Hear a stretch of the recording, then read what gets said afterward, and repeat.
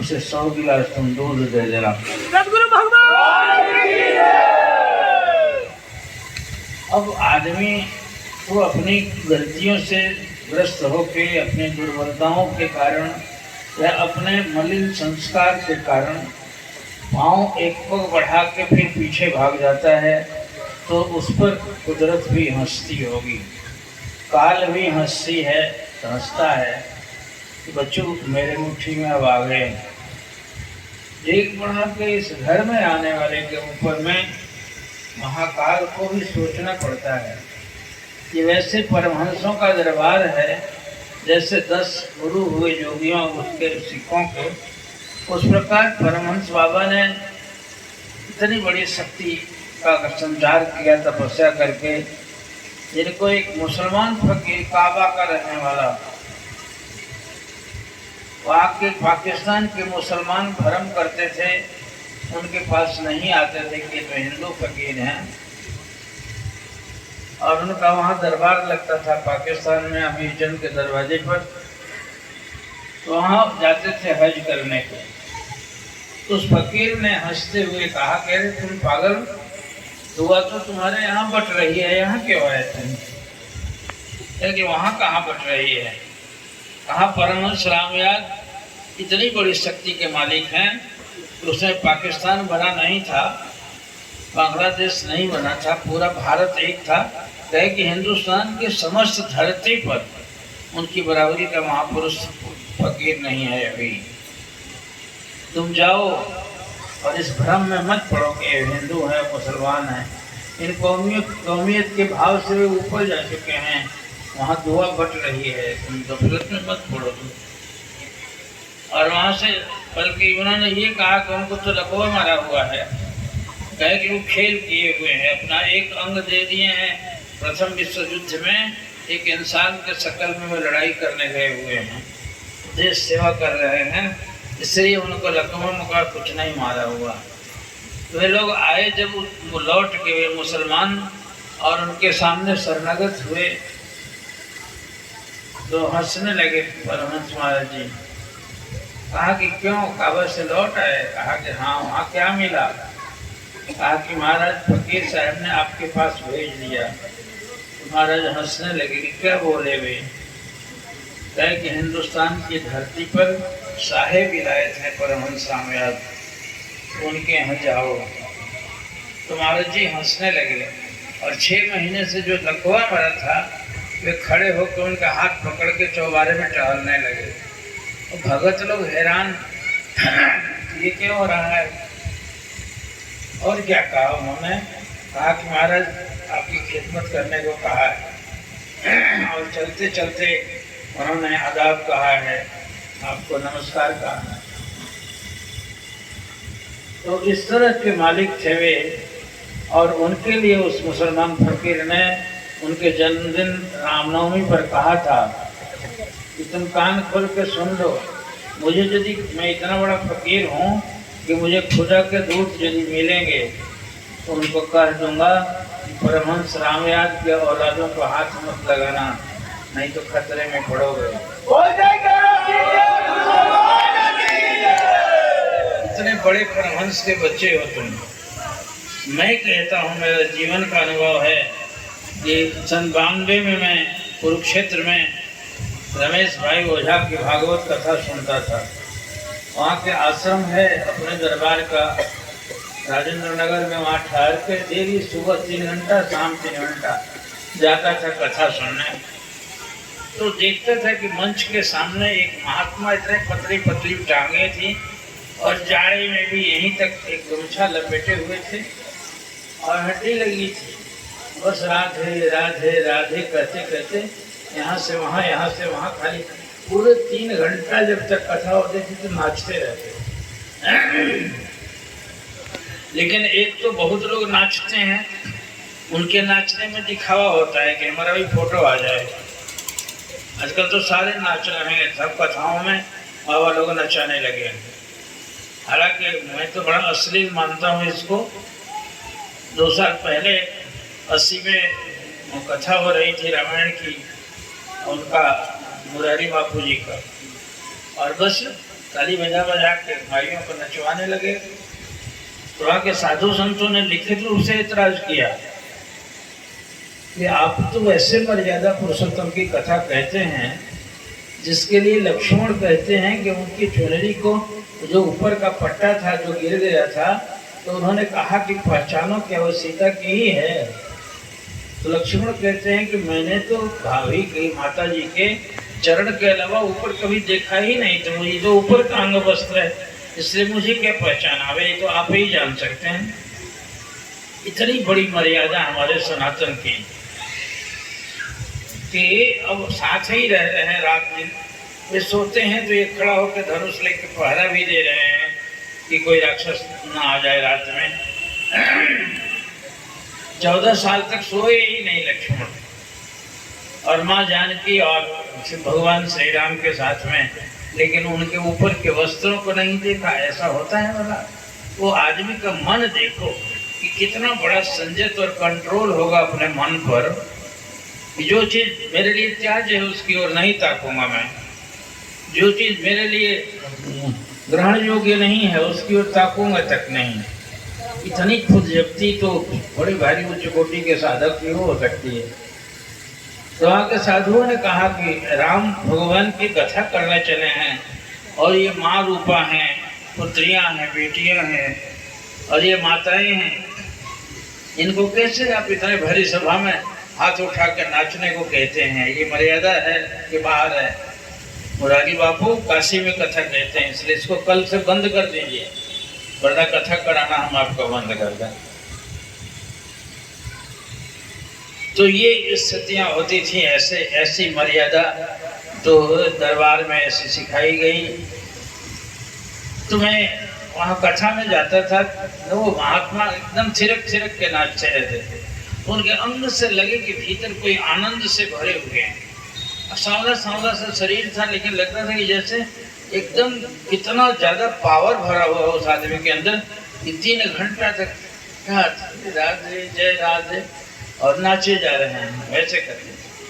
और जब कथा खत्म हो तो लोग चरण छूने के लिए रोड भरा हुआ जाता था, बहुत लोग, 20,000 लोग आते और सब पांव छूते थे और बस उनका आशीर्वाद था। सारे बच्चों को सबको राधे राधे बोल, राधे राधे बोल, बोल बोल राधे राधे बोल, राधे राधे, और उसी तरह से बोलते हुए वे जहाँ ठहरे थे वहाँ चले जाते। एक दिन जब कथा खत्म हुई तो मैंने सोचा कि मैं भी आज चरण छूता हूँ उनका। तो वहाँ पर उस भीड़, शाम का समय था, गोधूली बोला में चेहरा छिप चुका था, नहीं देख पाता था आदमी। तो मैं किनारे खड़ा था, सहमा हुआ, उस भीड़ को चीरते हुए मैं उनका पांव छूने के लिए जैसे आगे बढ़ा तो एकदम ठिठक गए, जबकि बूढ़े थे, 80-90 साल, और दिखाई भी नहीं पड़ता था चेहरा। मेरा हाथ रोकते हुए कहते हैं कि बस कर, तू परमहंस का बेटा है, तेरा दर्जा ऊंचा है, तुम पाँव मत छू मेरा। मैं हैरान हुआ कि मेरा लीलार पर लिख दिया है उन्होंने कि मैं परमहंस हूँ और तू मेरा बेटा है। मैं रात भर उस दिन रोता रहा कि प्रभु मैं नहीं जानता हूँ और मेरे नसीब पे आपने ऐसा लिख दिया है। मैंने ठिठक के कहा कि नहीं महाराज, मैं आपका भी बच्चा हूँ, प्रणाम करने दीजिए। नहीं नहीं नहीं, दोष लगेगा मुझे, तू परमहंस का बेटा है और मैं दूर से ओम नमो नारायण करता हूँ। रात भर मैं सोचता रहा, फिर सवेरे मन किया कि धक्के से जाके उनका पाँव छूऊंगा। जहाँ ठहरे थे वहाँ पता चला कि रात की गाड़ी से वे गुजरात चले गए, इंदौर से आए थे। ये हालत होती है, जो जानने वाले हैं, ये हम सत्संगी हैं, हम संतों के पास जाते हैं, हम संतों का चरण छूते हैं। मेरे इंद्रियों में नीचे से ऊपर तक, मेरे देखने में, मेरे बोलने में, मेरे चलने में पता चल जाना चाहिए, तब तो मैं संतान हूँ। और तब तो मुझे गौरव नाज पूर्वक ये कह सकते हैं कि हम परमहंस के दरबार में नाम तो लिखाया ही है हमने। हाँ, पढ़ाई में गड़बड़ जरूर करता हूँ, क्लास नहीं करता, मैं रेगुलर भाग जाता हूँ, क्लास छोड़ता रहता हूँ, लेकिन नाम तो लिखा ही हुए है। मैं पूरा बाकायदा मेरा एडमिशन हुआ है, ये तो सबको पता है, इतने लोगों को। हम एडमिशन करके भी कोई लड़के होते थे पहले जो पढ़ाई में क्लास छोड़ छोड़ के घर में खेलते रह जाते थे, या माता पिता को चकमा दे के रास्ते में खिलवाड़ करते थे। अब कभी जब पता चलता था तो मास्टर लोग बुलाने के लिए 2-4 जबरदस्त लड़कों को भेजते थे कि उसको पीट के या टांग के ले आओ, तो टांग के ले जाया जाता था वैसे लड़कों को। तो जिनको आश्रम आने में परहेज होता है वैसे ही को फिर तो टांगवा के मंगाना पड़ता है। इसलिए आगे पांव बढ़ा के पीछे बढ़ाने का नहीं, अरे फेंक दूं, आंखें निकाल के दो, जो दूसर ओर उठाऊं निगाहें, लाख मिले तुमसे बढ़ के, पर तुम्ही को चाहें और तुम्ही को सराहें, प्राण रहे जब तक लव में जब तक तन में, हम प्रीत के रीत सदा ही निभाएं। इस परंपरा को, इस आने जाने के रिश्ते को नहीं छोड़ना चाहिए। ससुराल का रिश्ता तो जीवन भर मानते ही, क्योंकि पत्नी नहीं मानोगे तो वो मनवाने नहीं देगी।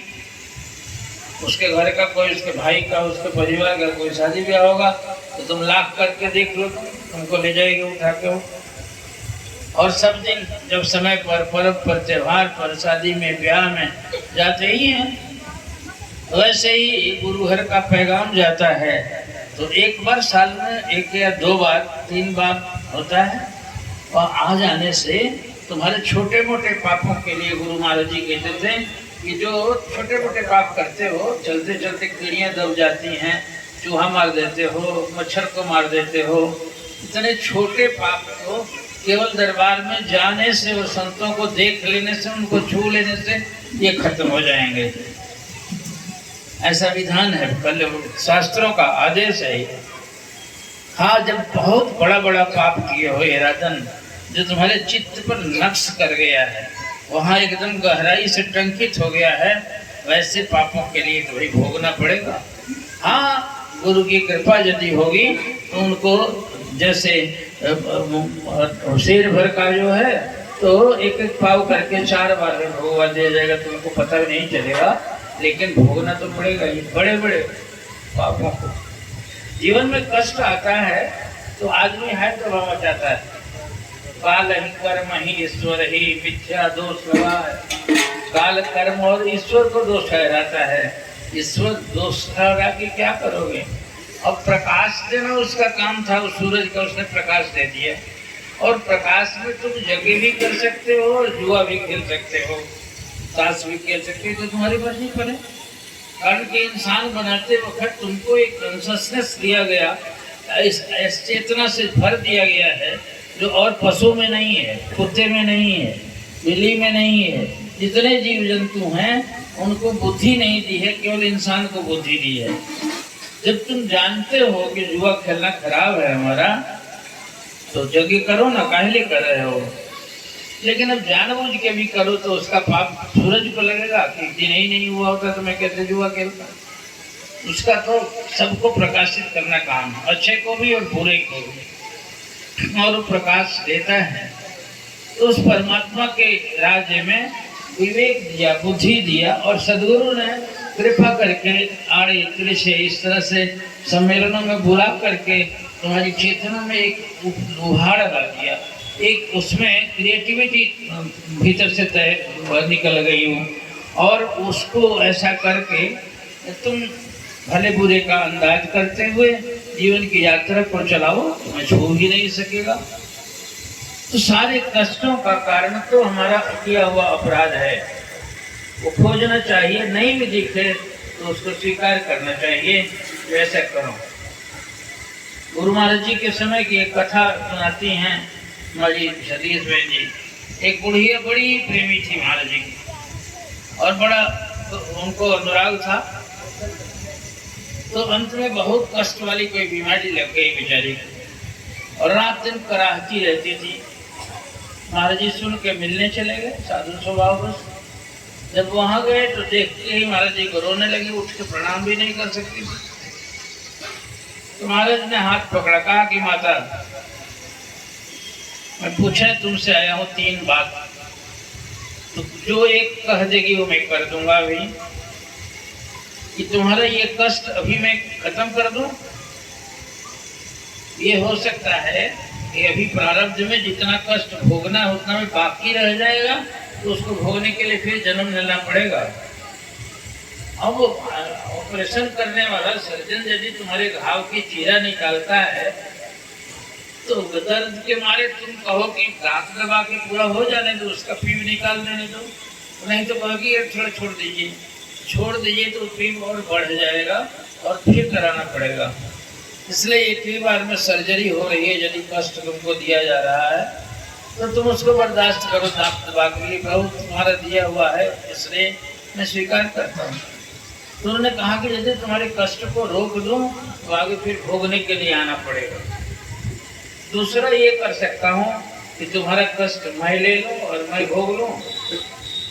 महापुरुष लोग भी दूसरों का कष्ट लेके भोगते हैं। उनका अपराध तो उनके ज्ञानाग्नि से पहले का जल चुका होता है, फिर भी वे कष्ट झेलते हैं। उसका कारण होता है जिन जीवों पर दया करते हैं, क्षोभ करते हैं, इतने लोग प्रणाम करते हैं, अब इतने लोग चढ़ावा देते हैं, तो आखिर उसका बदला तो चुका